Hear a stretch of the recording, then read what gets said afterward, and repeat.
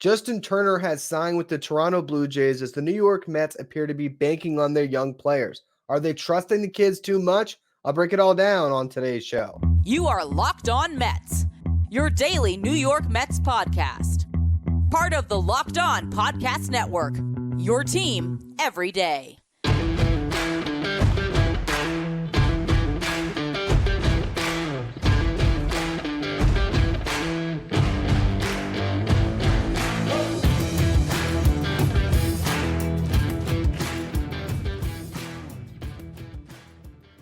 Hello to all you amazing Mets fans. You're watching Locked On Mets, part of the Locked On Podcast Network, your team every day. I'm your host, Ryan Finkelstein. If you want to find any of my work, follow me on X at Finkelstein Ryan. You also find some of my writing at justbaseball.com, where I work as the managing editor. Today's episode is brought to you by FanDuel. Make every moment more. New customers who join today will get $200 in bonus bets if your first bet of $5 or more wins. Visit FanDuel.com/lockedon to get started.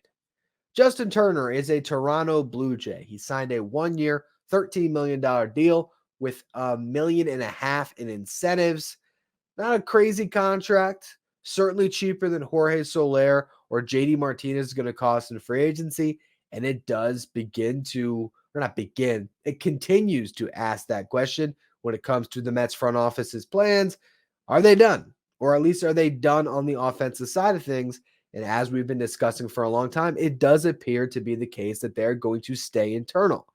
Now, this one frustrates me a little bit more than I think the others will, because Justin Turner not only gave you insurance at DH, as far as, well, he would have not even been insurance. He would have been the DH over Mark Vientos, which would have helped your team in a significant way. But it would have given you insurance at third base for Brett Baty. And now you don't have that. So you're going into this year, and it really feels like as we head into spring training, which is not far away, like the overwhelming favorite to be the primary third baseman for the New York Mets is Brett Baty. Overwhelming favorite to be the primary DH is Mark Vientos. Now, this is what we would have been clamoring for a year ago. But those two guys had such a bad season that it's a tough pill for fans to swallow that they're going into this year banking on these two. And I think the worst part about all of this is if Ronnie Mauricio didn't get hurt, the Mets front office would not be getting any flack because Ronnie Mauricio would be another option at third base. It's a competition between two top or former top, well, I guess Mauricio is still technically a top prospect. One top prospect, one former top prospect, and then Vientos sort of hanging around the background because the defense we're not expecting to be ready to play third base, but you never know. DH, same thing. You could have put Mauricio at DH. You could have put Mauricio at second base and had Jeff McNeil plug some holes in the outfield. That one loss has loomed so large for the New York Mets. And now the pressure's on these guys. So what I want to do now is look at the projections. Because this is the time of year we look at that type of thing. We look at ZiPS. Okay, this is a projection system that runs the numbers. These are the type of systems that the New York Mets front office and every front office in baseball really is relying on. Not just ZiPS. They have their own models, but they're running scenarios. And they're trying to figure out what these guys are going to produce. And it's really hard to look at ZiPS projections, particularly for young players.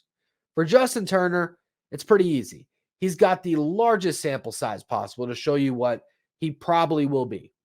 So his projections, based on last year and his career and comps of different players of a similar skill set at around his age, it's a 282 average for his projections, 356 on base, 438 slug.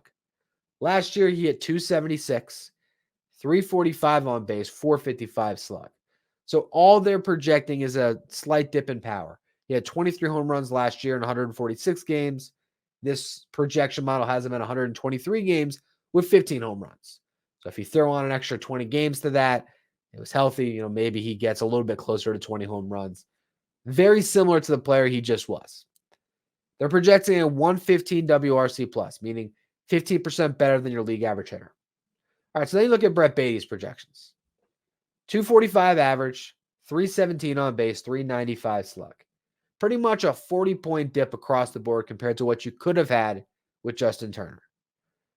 But here's the interesting thing. 17 home runs, 64 RBIs. For Turner, it was 15 home runs and 65 RBIs. So in power and run production, Zips has these guys pretty much identical. How they get there, maybe a little bit different. The fact that Turner's going to be on base more, hit for a higher average, it's a more functional piece in your lineup.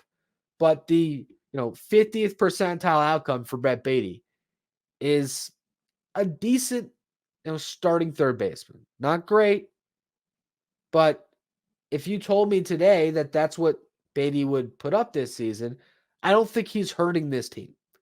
As long as the defense is okay, that's good enough production that the Mets probably would be justified to have not spent the $13 million for Turner, plus whatever incentives he gets, plus the fact that for luxury tax purposes, for what Steve Cohen had to pay, you basically got to double that.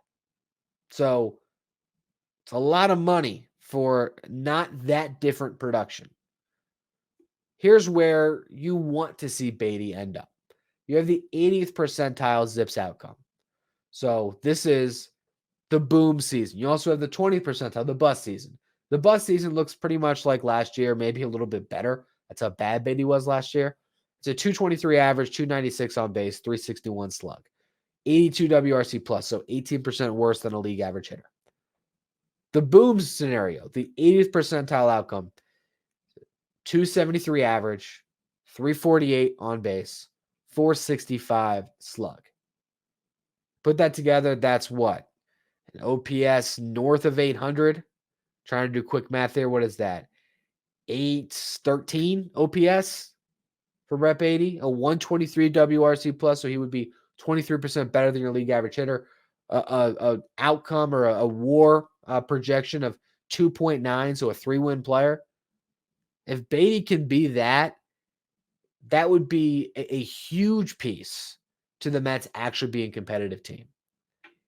It's just really banking a lot on that to happen or something just short of that. And I understand why the Mets are going into this season with the idea that Brett Baty should be their starting third baseman, because this is the year to figure out what you have there. And he was too good of a prospect to just give up on him after one down year. So I do respect that side of it, but the problem is the fact that there's not an insurance plan. The problem is that Ronnie Mauricio's hurt and that you're taking a similar gamble at DH with Mark Vientos.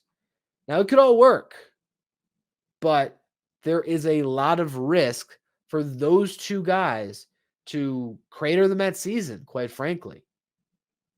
I don't blame what happened to the Mets last year on Baty and Mark Vientos. But they definitely weren't part of the solution. They were certainly more part of the problem. You can't have that happen again, but you also have to have some faith in the players that you drafted and developed who put up really good numbers in their minor league careers, who are going to get an opportunity to figure it out. So I want to talk about the projections on Mark Vientos next and what the best possible outcome could be if both of these guys are productive. And then in the final segment, we'll get into what the insurance plans are if they don't work out. Before we get into any of that, though, today's episode is brought to you by FanDuel. Happy Super Bowl Sunday to all who celebrate from FanDuel, America's #1 sports book. If you're like me, Super Bowl Sunday is all about scoring the best seat on the couch, grabbing your favorite snacks, and you know what? Placing those super bets.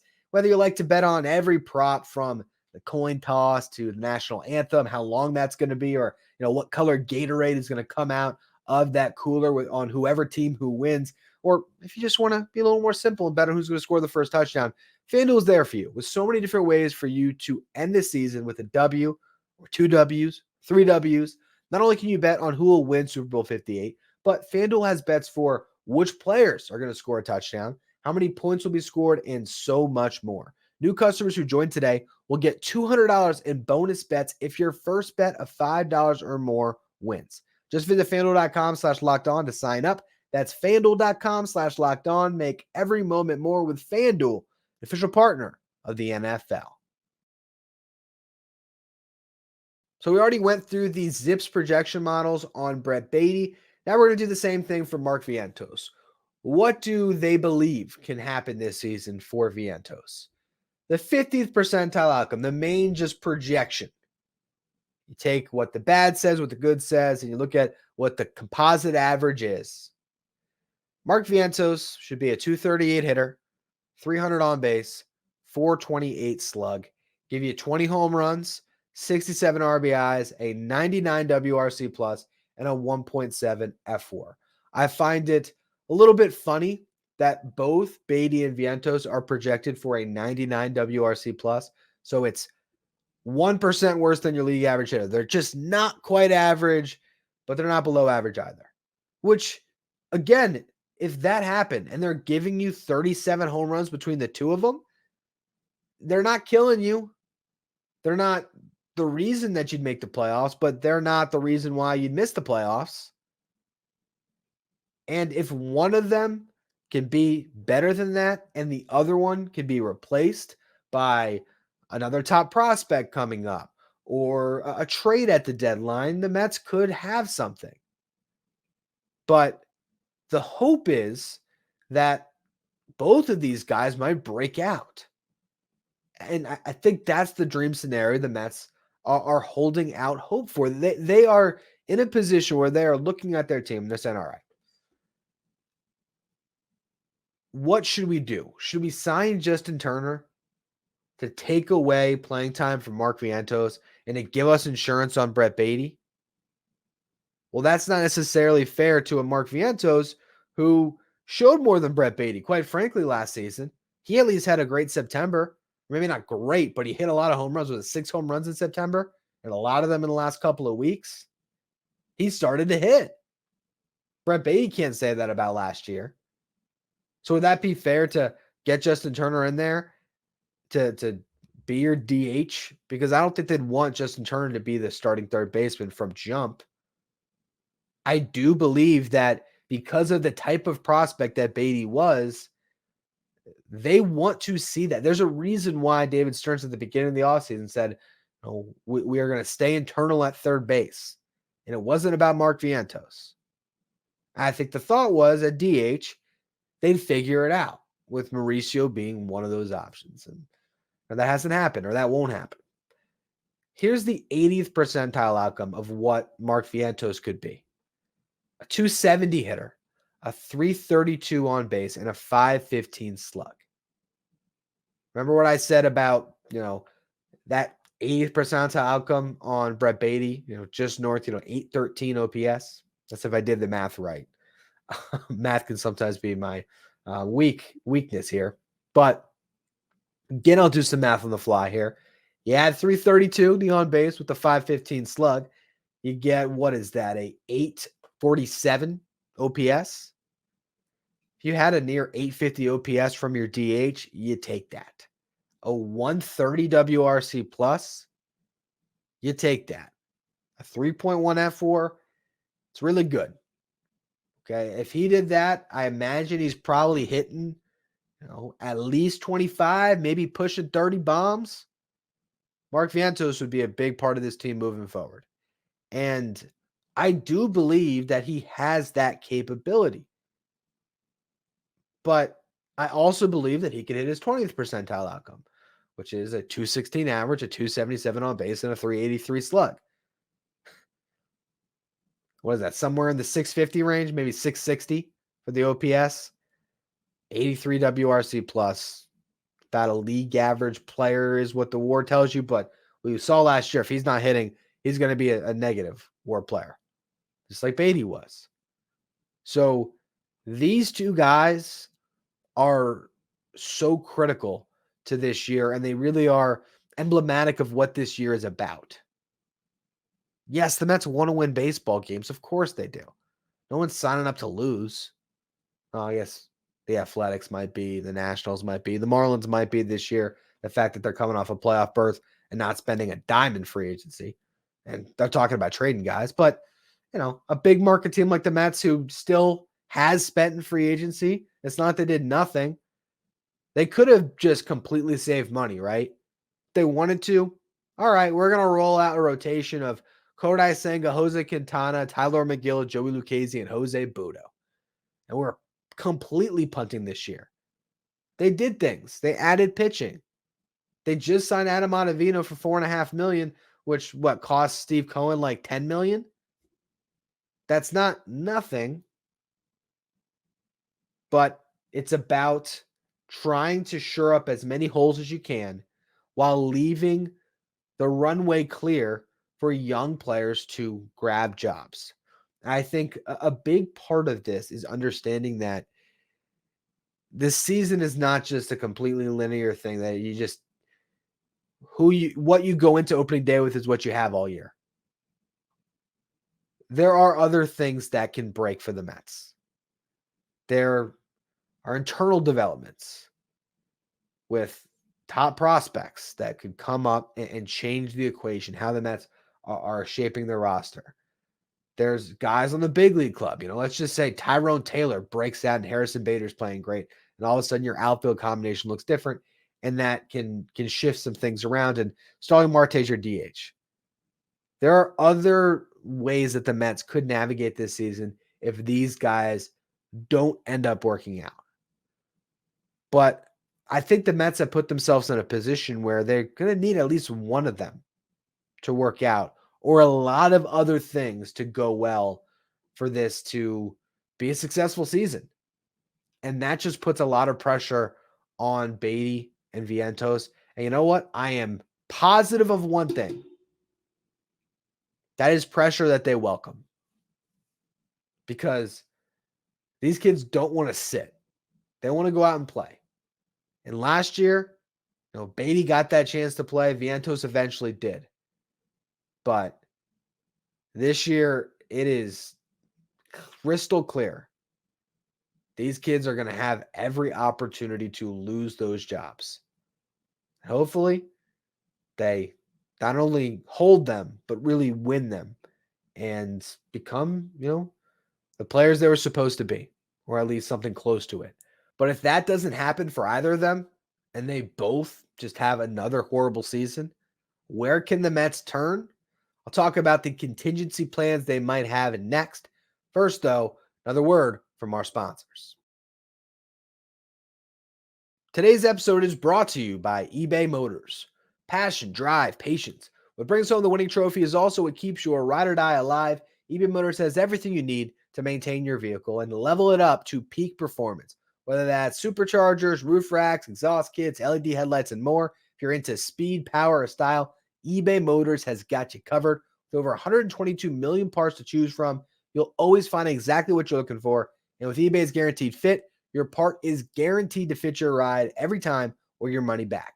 Because with eBay Motors, you're burning rubber, not cash. With all the parts you need at the prices you want. It's easy to turn your car into the MVP and bring home that win. Keep your ride or die alive at ebaymotors.com. Eligible items only. Exclusions apply. eBay's Guaranteed Fit only available to U.S. customers. Throughout the season, I will be giving away signed memorabilia to the Locked On Mets insiders. This is our texting service where you can get updates from me anytime something breaks on the Mets. This is where I'll be posting lineups throughout the season, where I'll be sharing whatever insight I have that isn't on the show, that bonus content that you might be looking for. It's also where you can ask me a question anytime and be sure to get an answer. And it's where we're running our giveaways this week. It's a signed photo of Lucas Duda. If you want to enter for a chance to win, make sure you find the link in the episode description or go to subtext.com/lockedonmets. Now, what is the insurance plan if Brett Baty doesn't work at third base? You can say Mark Vientos, but then you have a hole at DH. So let's just start with third base, and then we'll touch on DH. On this current roster, Joey Wendell is the backup. Good defender, not a good hitter. I don't believe that Joey Wendell is going to have a good season. I think a lot of the listeners have already told me that he is my jersey candidate for the year every year on Locked On Mets, since Jonathan VR had a great season in 2021 when I thought he'd be terrible. I have made a bet against a player on the Mets roster, and if the player has a great year, I will buy that jersey. Last year, it was Tommy Pham. As I mentioned, 2021 it was Jonathan VR. 2022 is James McCann, which I just think that nobody could have saved James McCann offensively. This year I said it's Joey Wendell, so he's probably due for a great season, in which case the Mets have a good insurance plan. He'll be their starting third baseman by June, and he'll hit 285, and I'll be completely wrong, and I'll have to spend my money on a Joey Wendell jersey that I'll never wear. But in the unlikely scenario that all happens, yeah, that'd be fine. But more likely than not, Joey Wendell is an okay bench defender who's not going to hit for you. Now, the Mets just signed somebody. Not an MLB free agent. No, it was Jose Rondon on a minor league deal. Now, there's a little bit of optimism here because he's leading the winter leagues with 17 home runs. And he has played first, second, and third in his career, as well as the outfield. But he was suspended for PEDs in 2022, hasn't played since 2021. I don't think he'll have an impact, but you never know.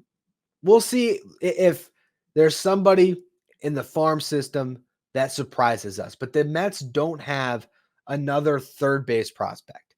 I mean, you can hope that Ryan Mauricio comes back in September, but that's not even likely.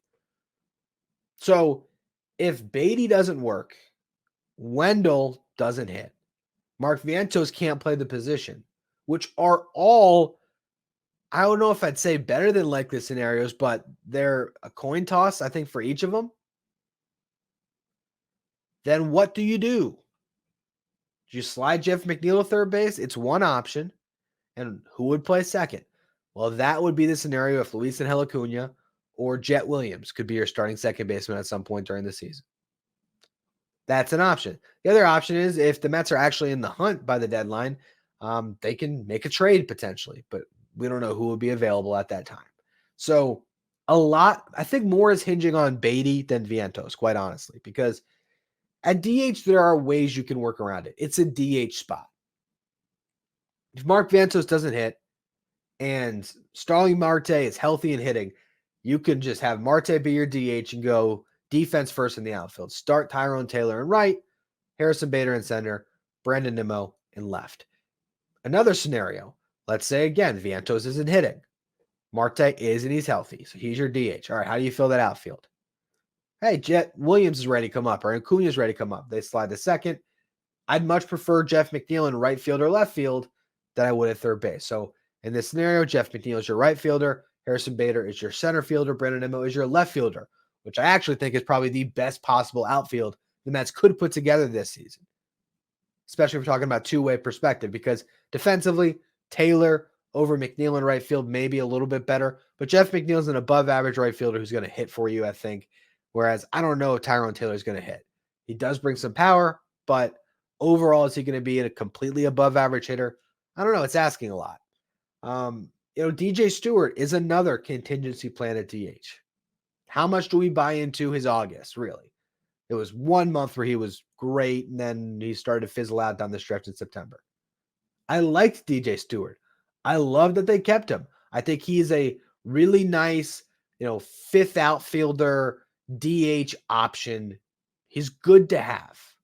And, to have, DJ Stewart instead of Adam Duvall play some defense, but considering where this team's at right now with, Taylor and Bader giving you some defense for the money that Duvall might get, I don't know. Is he going to get 6-7 million? I think DJ Stewart at 1.3 or whatever it ended up being, it was a good move to keep him. And he does provide some insurance in the outfield and at DH. I don't feel extremely confident in him, though, either. Now, I think a lot of this also is hinging on the hope that one of Drew Gilbert, Luis Angel Acuna, or Jet Williams could have an impact this year. You're looking at three of them, and you think it's not outside the realm of possibility that one of them is a starting player for this team by July. Drew Gilbert is the one I think that is most likely to find that role. He is an outfielder. So if he's your starting center fielder, or if he's your starting right fielder, depending on what happens with Bader or Marte or Taylor, well, then your team gets better. You might have another option, whether that is, okay, Drew Gilbert's up, he's playing right field, Marte's your DH. That's one way the Mets could go. Maybe he's your starting center fielder because Bader isn't hitting, although that's not going to help you at DH. The Mets are in a position where it's not worth it for them to spend at least $20 million. So that's what pretty much any DH bat, when you think about the tax, is going to cost them. That's what Turner would have cost them. Would have cost them more than that. Would have cost them north of $25 million. If they signed Brandon Belt, who I might talk about this week because I kind of think they should sign Brandon Belt, but they signed him to $8 million, and that's actually 16, 17, whatever the math works out to on that. How much is that worth it to block young players who could break out? And I think it just shows you how much the Mets are invested in this year. I think they are trying to win, but they are, or you know what, actually, I rephrase that entirely. It shows you what they're invested in. They want a chance to win. That's why they went out to get pitching, because they don't have pitchers that are ready to play. As much as I like Mike Vasso as a prospect, love Christian Scott as a prospect, those guys aren't ready to step into a big league rotation on opening day. Mark Vientos and Brett Baty don't have anything left to prove in the minor leagues. They got to prove it up in the show. And so I think that's reflective on what the Mets have decided to invest in. They wanted to give themselves a chance. And if things break their way, it's going to be an awesome season, and expectations are so much lowered that fans might find themselves just having an absolute blast this year watching this team. But this is not the highest probability playoff team that you're going to find heading into the season, because they are banking on unproven talent. It's just the nature of the beast with how they are building this roster. And I think if you are removing emotion and thinking about the long-term health of the franchise, they are doing the right thing, which is David Stern's job. It's not to win over the fans by signing Justin Turner. But as we look forward, it doesn't make it any easier for fans to sit here and think about the upcoming season and how much heavy lifting unproven young players are going to have to do to make this a great year. But you know what? I believed in both of these kids when they were just prospects. In 2021, was speaking into a microphone saying that I thought Mark Vientos had 40 home run power when he got to the big leagues, and was advocating for him to take JD Davis's spot, to clear out JD Davis and give Mark Vientos a shot. And that was, something that we never got to see happen, really. I, last year, heading into the season, said that Brett Baty was the best prospect in this system over Francisco Alvarez. I own when I'm wrong. But there's also a chance that with these guys, in the long run, they could still prove me and others who believed in them right. And that's what David Stearns is hoping for. Anyway, that's going to be all for today's edition of Locked On Mets. Appreciate all of you who tuned in. If you are listening, make sure you follow, rate, and review wherever you get your podcast. If you're watching on YouTube, hit that subscribe button. We're trying to make a push to 8,000 subs by opening day, so appreciate all of you who subscribe. If you want to be a Locked On Mets insider to get in our giveaways throughout the season, you can find the link in the episode description. Go to subtext.com/LockedOnMets. You can follow me on X at Finkelstein Ryan. Follow the show at Locked On Mets. Thank you for making Locked On Mets your first listen. Now, if you want to head over to Locked On Sports Today on YouTube, and you'll find the first ever 24/7 streaming channel covering everything in the world of sports, with our local experts for each team and our league-wide experts for each league. Find Locked On Sports Today streaming 24/7 on YouTube.